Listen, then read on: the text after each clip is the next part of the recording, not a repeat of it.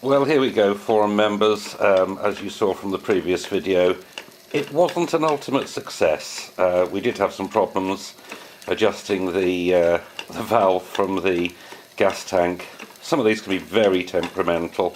It was producing way too much steam and we averted a near disaster. Fortunately, the safety valve was set and checked before we did anything.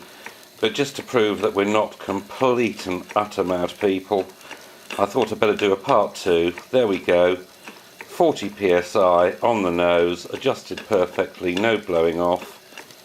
And there she goes.